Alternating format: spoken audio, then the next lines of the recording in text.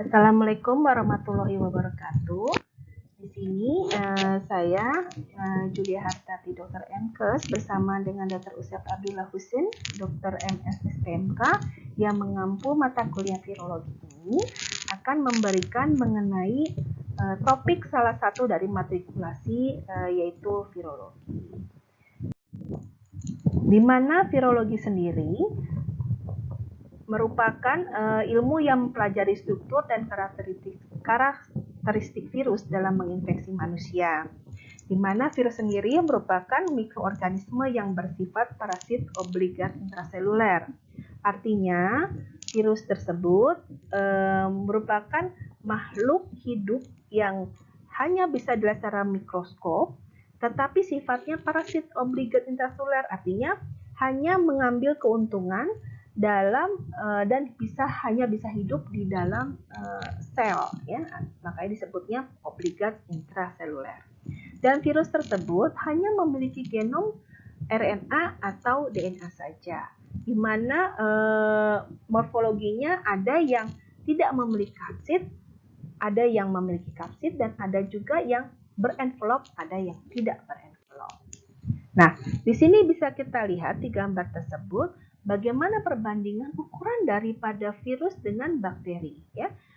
Walaupun itu virus DNA ataupun virus RNA, di sini kita bisa lihat bahwa sangat kecil sekali si virus ini dibandingkan dengan bakteri, ya, di mana bakteri sendiri ukurannya adalah mikrometer, sementara virus ukurannya nanometer, ya, 10 pangkat min 9 meter, ya.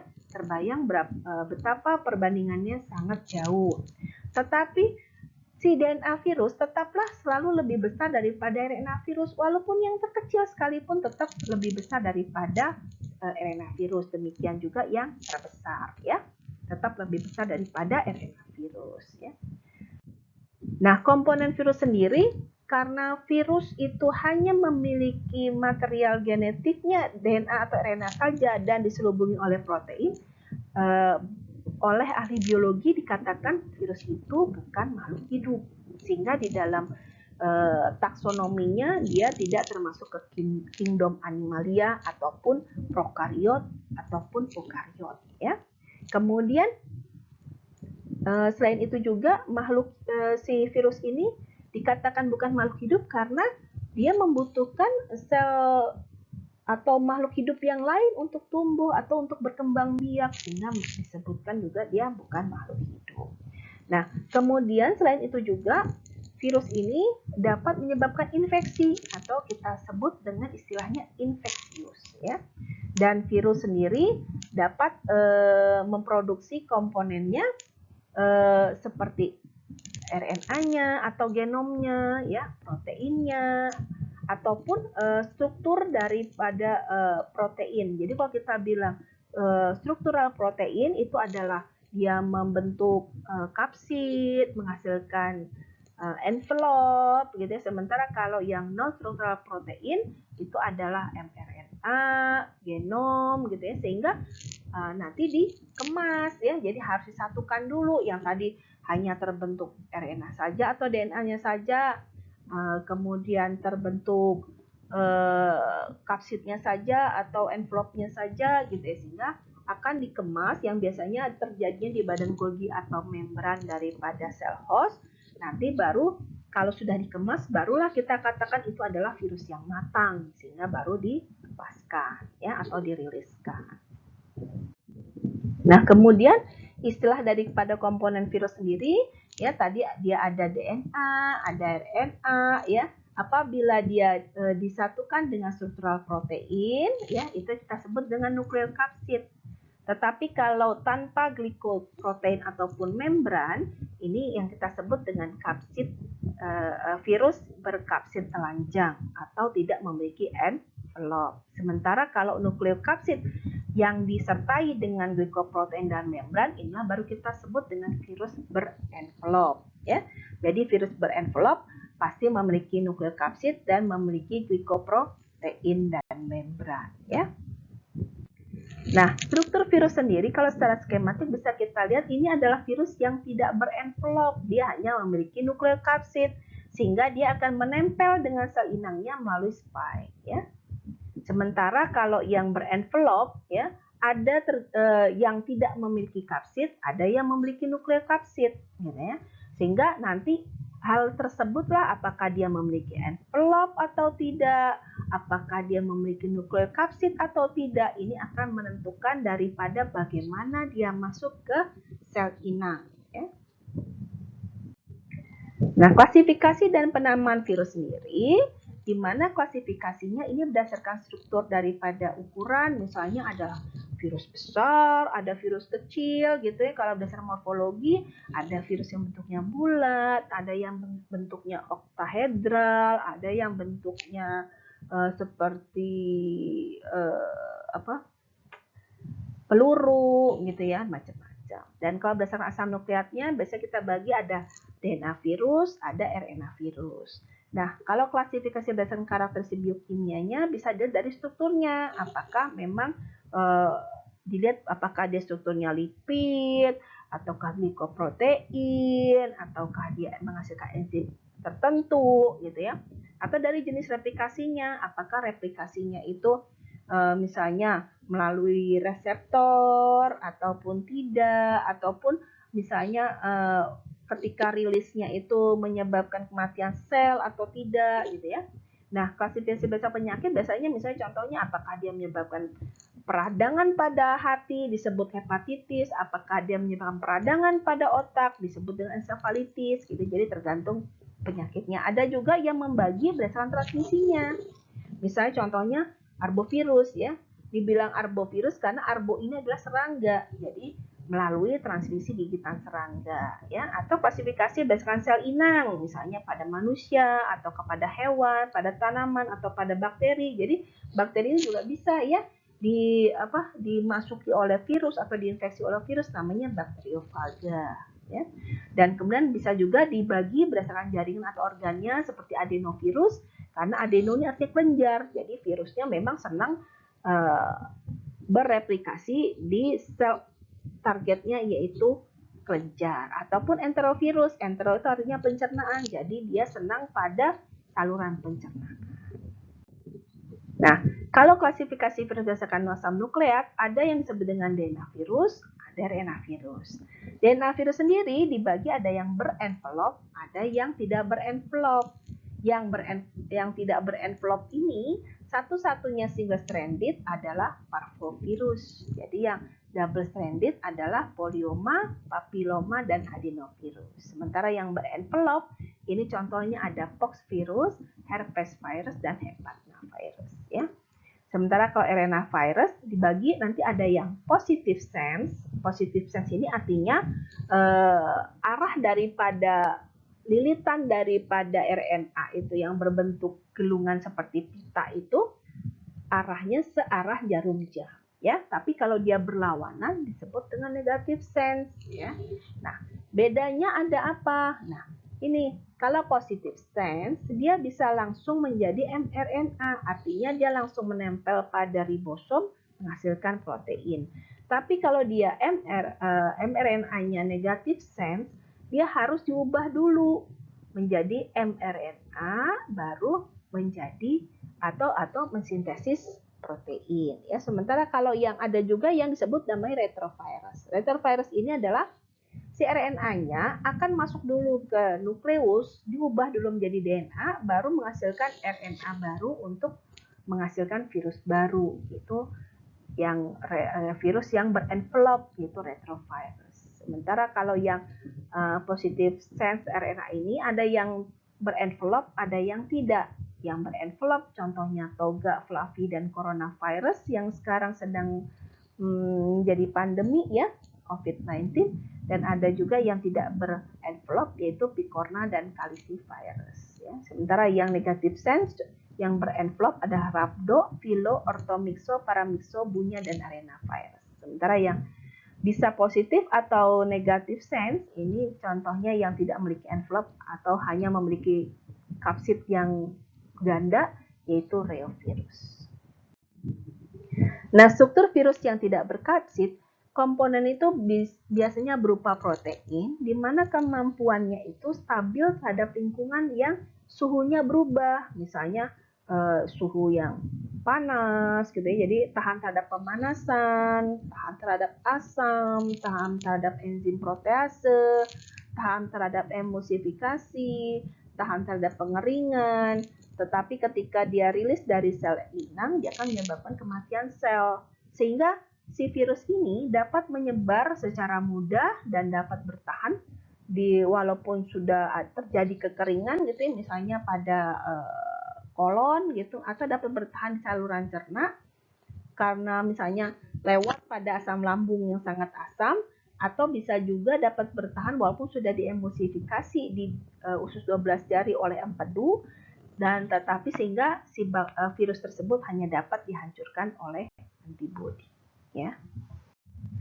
Nah, ini adalah struktur virus secara skematik dan pada mikroskop elektron. Kalau secara skematik bisa kita lihat ini adalah virus yang tidak berenvelop ya, dan ini adalah virus yang berenvelop.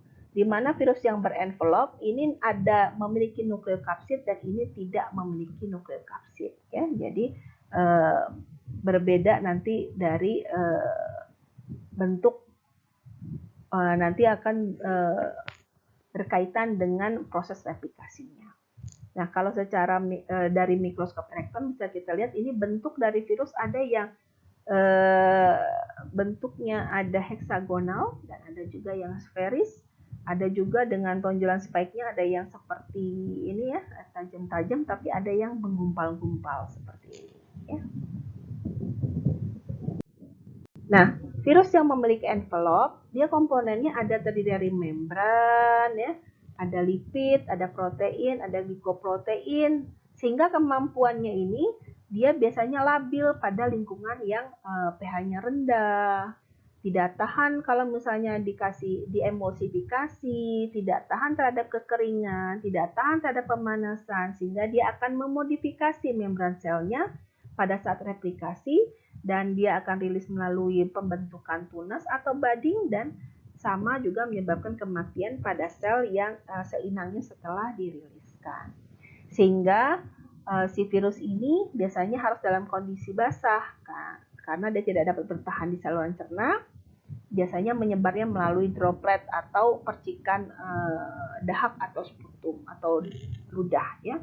Bisa juga dari sekret, bisa dari transplantasi organ, transfusi darah, dan untuk proteksi dan kontrolnya tetap memerlukan antibodi ya. Dan si virus ini bisa menimbulkan alergi karena dia mengandung protein ya.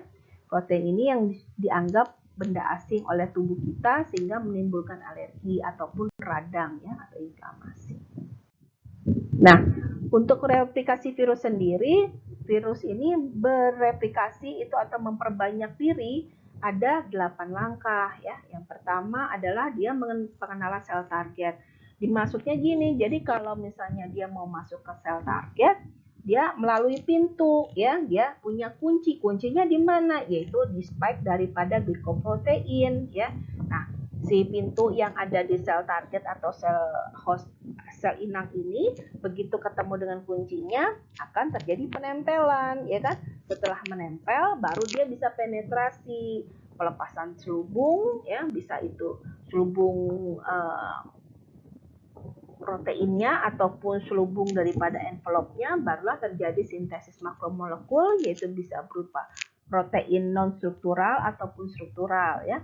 Di sini dimaksud dengan protein struktural adalah tadi ya, membentuk kapsidnya, membentuk envelope-nya gitu ya. Sementara kalau yang non struktural itu adalah genomnya atau asam nukleatnya, bisa juga proteinnya mengikat asam nukleat, enzim ya. Sementara kemudian setelah ada terbentuk protein struktural dan non struktural, barulah dikemas. Misalnya pengemasan virus ini bisa ada di membran ataupun ada di badan Golgi.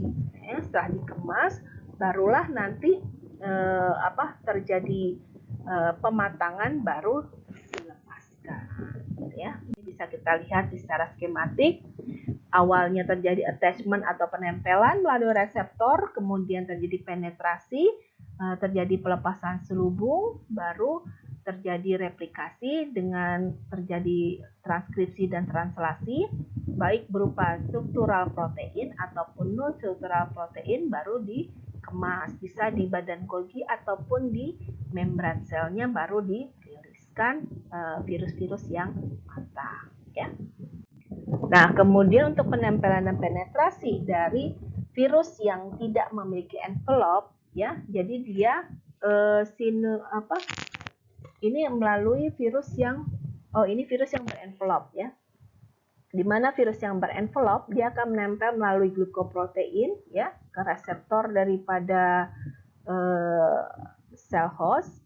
Kemudian dia akan terjadi absorpsi, ya. Jadi ada seperti membran daripada sel host ini akan mengelilingi atau kemudian terjadi fusi daripada membran virus dengan membran daripada inangnya, sehingga si nukleokapsid yang berisi genom ini bisa masuk. Sementara kalau pada si virus yang tidak memiliki envelope, ya, virus juga bisa melewati yang namanya adalah membentuk endosomal membran atau endositosis, ya. Jadi begitu menempel, si reseptornya akan membentuk masuk ke dalam sehingga menyelubungi daripada virus, membentuk endosomal membran, nanti terjadi penurunan pH sehingga terjadi fusi antara membran daripada endosomal membran dengan membran dengan envelope virus, sehingga nukleokapsid yang berisi genom bisa masuk ke sitoplasma ataupun masuk ke dalam nukleus. Nah, ini adalah langkah-langkah dari pengemasan. Misalnya tadi sudah terbentuk spike atau struktural protein di membrannya, nanti akan terbentuk matriks protein atau non struktural proteinnya. Nah, begitu dia masuk ke badan Golgi, dia akan menempel di pinggir daripada membran bagian dalam, sehingga si membran daripada sel host digunakan untuk sebagai envelope, sehingga terjadi pematangan virus atau pengemasan sehingga diriliskan. Nah, ini adalah gambaran virus melalui mikroskop elektron. Ada yang sangat kecil sekali kalau kita lihat. Ini adalah contohnya picorna virus. Ini ada yang bentuknya seperti roda pedati. Ini adalah rotavirus.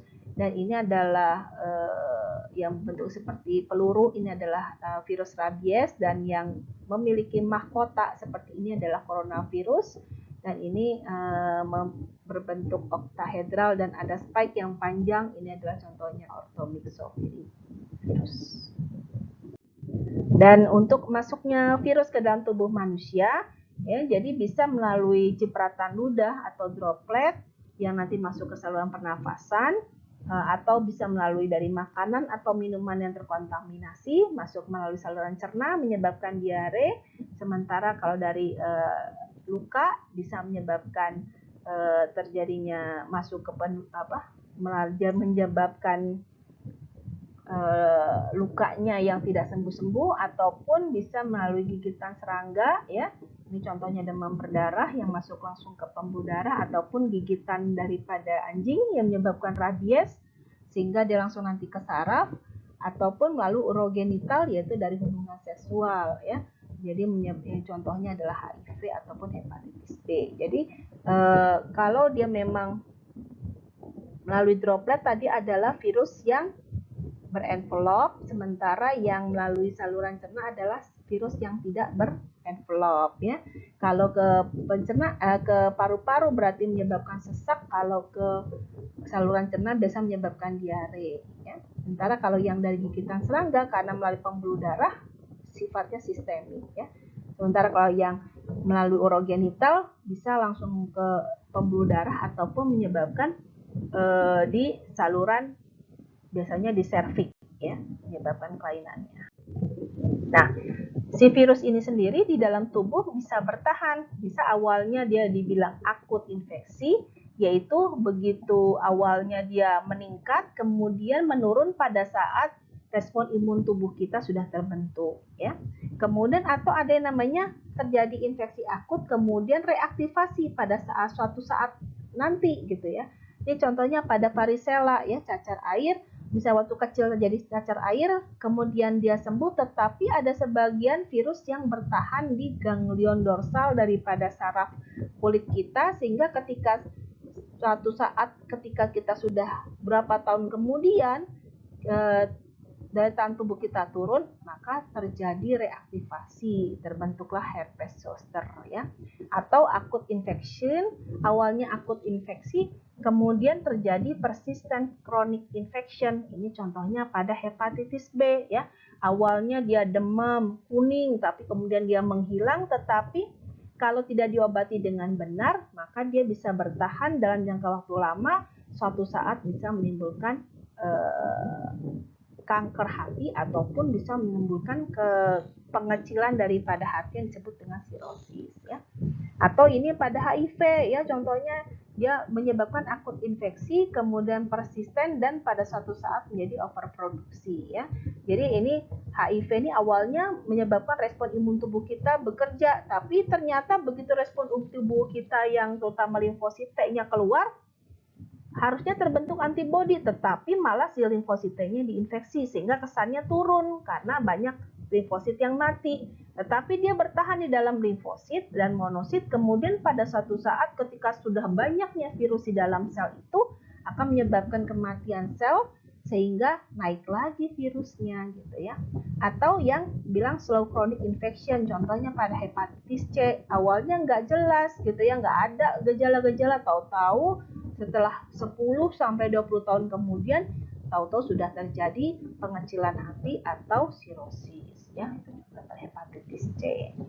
Nah, kemudian selain itu karena virus dia bisa bertahan sampai bertahun-tahun, jadi ada virus-virus tertentu yang menyebabkan terjadi pertumbuhan tumor. Bagaimana pertumbuhan tumor terjadi? Jadi kalau tumor itu sebenarnya adalah terjadi karena siklus sel daripada tubuh kita yang harusnya selalu menghasilkan sel baru tetapi secara terkontrol, artinya sel yang baru ini kalau sudah cukup dia akan dihentikan. Tetapi kalau sudah ada infeksi dari virus dan infeksi virus ini menyebabkan terjadinya mutasi gen, terutama pada gen yang menyetop dari perbanyakan sel, maka akan menghasilkan tumor gitu ya. Contohnya pada virus DNA ada parvovirus, ada polyomavirus, ada papillomavirus, ada hepatitis B virus, ada adenovirus, ada herpes virus,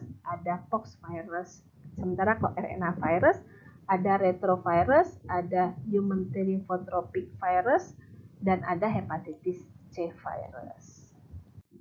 Nah, bagaimana bisa terjadi mutasi gen pada virus ini? Contohnya pada human flu virus dan swine flu virus yang menyatu di dalam tubuh babi, kemudian terjadi antigenik shift atau tukeran daripada antigennya, sehingga nanti akan terjadi replikasi, hasilnya bisa berupa virus yang sama dengan yang sebelumnya ataupun menjadi virus hibrid yang baru, di mana dari dua virus bisa menyebabkan terjadi kombinasi lebih dari 250.